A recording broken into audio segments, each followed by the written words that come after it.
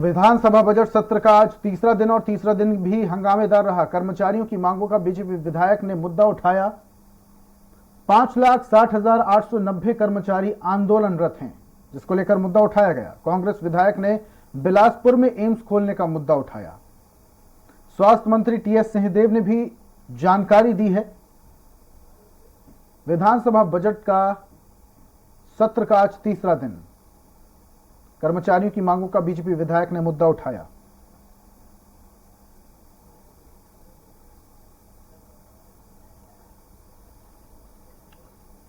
कांग्रेस विधायक ने बिलासपुर में एम्स खोलने का मुद्दा उठाया। कांग्रेस विधायक का कहना है कि एम्स जब भी खुले बिलासपुर में ही खुले।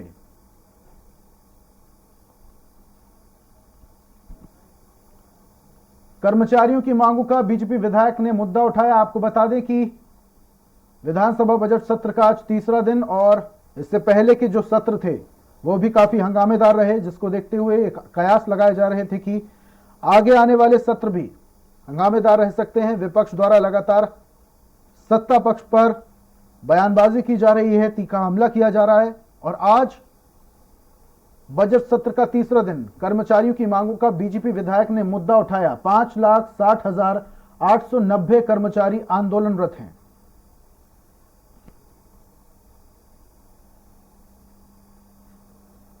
आपको बता दें, लंबी मांगों के चलते एक वक्त से कर्मचारी आंदोलनरत हैं। इस पर ज्यादा जानकारी के लिए हेमंत हमारे सहयोगी लाइव जुड़ चुके हैं, उनसे जानकारी लेते हैं। हेमंत, कर्मचारी लंबे वक्त से अपनी मांगों को लेकर सरकार के सामने मुखर होते रहे, लेकिन सुनवाई कहीं नहीं हुई। आज बजट सत्र का तीसरा दिन है और आज तीसरे दिन में कांग्रेस विधायक ने बिलासपुर में एम्स खोलने का मुद्दा भी उठाया, जिसकी जानकारी खुद टीएस सिंहदेव ने दी। और क्या कुछ जानकारी निकल के सामने आई? देखिए ऋषभ, छत्तीसगढ़ विधानसभा का बजट सत्र का तीसरा दिन है और आज प्रश्नकाल के दौरान बिलासपुर में एम्स खोले जाने का मुद्दा उठा। बिलासपुर के जो विधायक हैं शैलेश पांडे, उन्होंने इस मामले को उठाया और बीजेपी के कुछ विधायकों ने भी इसका समर्थन किया और उसके बाद उनकी ओर से कहा गया कि जब भी एम्स खोला जाए बिलासपुर में ही खोला जाए, क्योंकि संभाग बहुत बड़ा है और वहाँ पर स्वास्थ्य सुविधा वहाँ पर अच्छी नहीं है। और उस पर स्वास्थ्य मंत्री टीएस सिंहदेव ने जवाब दिया और कहा कि हमारी भी मंशा है कि बिलासपुर में अस्पताल खोले, एम्स अस्पताल, और इसके लिए केंद्रीय मंत्री को पत्र लिखा गया है। हमारी कोशिश है और उसके लिए प्रयास किया जा रहा है। इसके साथ साथ अनियमित कर्मचारियों का भी मामला उठा और इस पूरे मसले को लेकर स्थगन विपक्ष के विधायकों के द्वारा लाया गया था। बारी के बारी कुछ बीजेपी विधायकों ने इस पर बात रखी और उसके बाद आसंदी को यह आग्रह किया कि उनके स्थगन प्रस्ताव को स्वीकार किया जाए, लेकिन सभी की बात सुनने के बाद विधानसभा उपाध्यक्ष यानी आसंदी ने बीजेपी के स्थगन प्रस्ताव को अस्वीकार कर दिया और उसके बाद जैसे ही स्वीकार हुआ, ग्राह्य हुआ, बीजेपी के विधायक नारेबाजी करते रहे। नारेबाजी के चलते 5 मिनट के लिए सदन को स्थगित भी करना पड़ा और स्थगन जिस तरीके से स्वीकार हुआ है उसको लेकर अब बीजेपी के विधायकों का साफ तौर पर कहना है कि सदन में उनकी बात को नहीं सुना जा रहा है और प्रश्नकाल के दौरान एक बात बीजेपी के विधायक कहते हैं तब सत्ता पक्ष के विधायक और मंत्री बार बार डिस्टर्बेंस करते हैं। इसके साथ साथ रेबीज इंजेक्शन का जिक्र बार बार फिर सदन में हुआ है। कल जब अनुपूरक बजट पर चर्चा चल रही थी कि तब मुख्यमंत्री भूपेश बघेल ने रेबीज इंजेक्शन का जिक्र किया था और कहा था कि विधायकों को, बीजेपी के विधायकों को लगवाना चाहिए, क्योंकि अनुपूरक बजट जब वो पढ़ रहे थे तब काफी हंगामा हो रहा था। हमारे साथ पूर्व नेता प्रतिपक्ष धर्मलाल कौशिक जी उनसे बातचीत करते हैं। ये जिस तरीके से सदन में स्थिति है उसको लेकर क्या कहेंगे? स्थगन अस्वीकार हो गया और रेबीज इंजेक्शन का बार-बार जिक्र है। देखिए, जो गिरता है और लगातार कभी ऐसा नहीं बैठे, वो भी बैठने को तैयार नहीं है।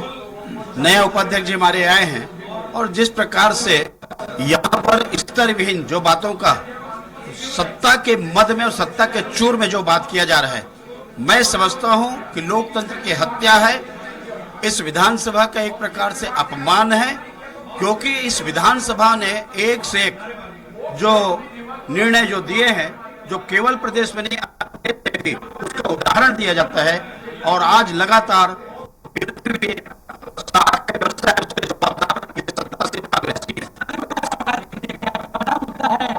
कर्मचारियों के आंदोलन देखिए, पूरे कर्मचारी 5 लाख इस और आशा भरी निगाह से देख रहे हैं, क्योंकि इस बजट के बाद में दूसरी और उसके हेमंत, जरा ये भी जानकारी लीजिएगा पूर्व मंत्री से कि 5,60,000 से भी ज्यादा कर्मचारी आंदोलनरत है और ये संख्या बढ़ भी सकती है। किस तरीके से बीजेपी इनका समर्थन करेगी? किया और इसीलिए इस स्थगन पे चर्चा कराने के लिए तैयार नहीं है। समर्थन करेगी बीजेपी, क्योंकि सरकार सुन नहीं रही है। इतने दिन आंदोलन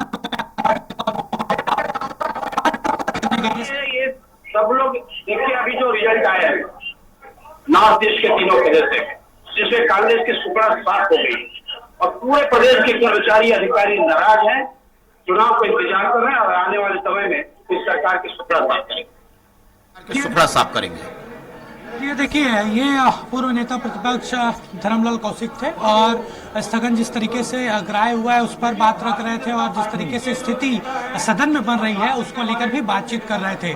तो फिलहाल सदन जिस तरीके से बजट सत्र को लेकर अपेक्षा पहले से ही जताई जा रही थी कि हंगामेदार पूरा बजट सत्र रहेगा। पहले दिन भी हमने अभिभाषण जब राज्यपाल का चल रहा था तब भी टीका टिप्पणी बीजेपी के विधायक कर रहे थे। उसके बाद कल स्थगन जिस तरीके से धर्मांतरण और कानून व्यवस्था को लाया गया उस पर भी लगातार नारेबाजी होती रही। अनुपूरक के दौरान बीजेपी के विधायक लगातार नारेबाजी करते रहे और आज भी उसी तरीके की स्थिति सदन में देखने को मिल रही है। जनहित के मुद्दे पूरी तरीके से गायब है सदन में। सदन के अंदर पक्ष और विपक्ष के बीच जमकर बहस हो रही है और आज भी हमने देखा कि जब स्थगन प्रस्ताव लाया जा रहा था तब भी सत्ता पक्ष के विधायक विपक्ष के विधायकों पर टिक्का टिप्पणी कर रहे थे। तो जिस तरीके से स्थिति बन रही है उससे नहीं लगता कि ज्यादा दिन विधानसभा का सत्र चलेगा या बजट सत्र चलेगा। 6 तारीख को बिल्कुल हेमंत, ये तो देखने वाली बात होगी कि बजट सत्र कब तक चलता है। आपसे एक जानकारी और लेना चाहेंगे, सत्ता पक्ष की तरफ से क्या प्रतिक्रिया आई है? क्योंकि सत्ता पक्ष से हमेशा ये कहा गया है कि विपक्ष के पास कोई भी मुद्दा नहीं है, कोई भी बात नहीं है, इसलिए सिर्फ और सिर्फ हंगामा किया जाता है ताकि कार्रवाई को टाला जा सके, उसमें खलल पैदा किया जा सके। लेकिन जब ये कर्मचारियों का मुद्दा उठाया गया तो यहां पर आंकड़ा काफी ज्यादा है, 5,60,000 से भी ज्यादा कर्मचारी आंदोलनरत हैं। देखिए, सत्ता पक्ष की ओर से भी जवाब आया था और वहां कहा गया कि तमाम जो कर्मचारी हैं उनका साथ दिया जा रहा है। हमारे साथ विधायक विनय जायसवाल, उनसे बातचीत करते हैं। ये जिस तरीके से स्थगन लाया गया, बार बार जिक्र कर रहे थे कि 5 लाख से अधिक कर्मचारी आंदोलन पर हैं और जन घोषणा पत्र में वादा किया। देखिए, भारतीय जनता पार्टी के पास अब कोई भी विषय नहीं रह गया है जिसको लेके वो सदन में चर्चा कर सके। तो ये केवल और केवल सदन की कार्रवाई को बाधित करके और जो सरकार कमिटमेंट पूरा करने जा रही है और जिन कमिटमेंट को सरकार ने पूरा किया है, देखिए पहले ये बेरोजगारी भत्ता का बात करते थे, अब इनके डिक्शनरी से बेरोजगारी भत्ता हट गया क्योंकि माननीय मुख्यमंत्री जी ने बेरोजगारी भत्ता की घोषणा कर दी है। ये किसानों की बात नहीं कर सकते, ये कर्जा माफी की बात नहीं कर सकते, ये भूमिहीन कृषि मजदूरों की बात नहीं कर सकते। और अभी बड़ी सौगात हमारे कर्मचारियों को मिलने वाली है तो स्थगन लाके ये नाटक करना चाह रहे हैं। 15 साल में जिन्होंने कुछ नहीं किया, ये स्थगन लाके ये जताने की कोशिश कर रहे हैं कि हम आपके हकों की लड़ाई लड़ रहे हैं, जबकि उनको ये जो विधायक जी से ये भी पूछेगा कि कर्मचारियों का आंदोलन चर्चा का विषय नहीं है क्या? ना करना पड़े। तो इस तरह की जो इनकी हरकत है उसको छत्तीसगढ़ की जनता बहुत अच्छे से समझती है, जानती है और इनके किसी भी बहकावे में ये नहीं आने वाली है। चर्चा कराना चाह रहे थे, दिक्कत आप लोगों को इसमें?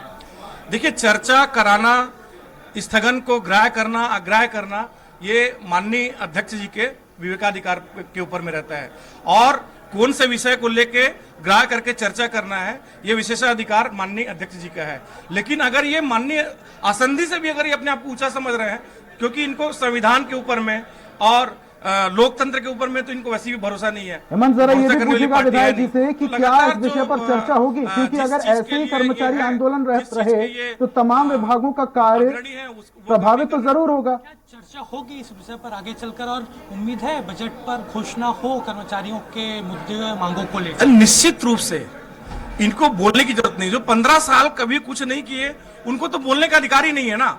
और अभी माननीय मुख्यमंत्री जी, माननीय बजट में बहुत सारी चीजें आने वाली है तो ये जानते हैं, इसलिए ये स्थगन का नाटक करके उसमें अपना श्रेय लेना चाहते हैं।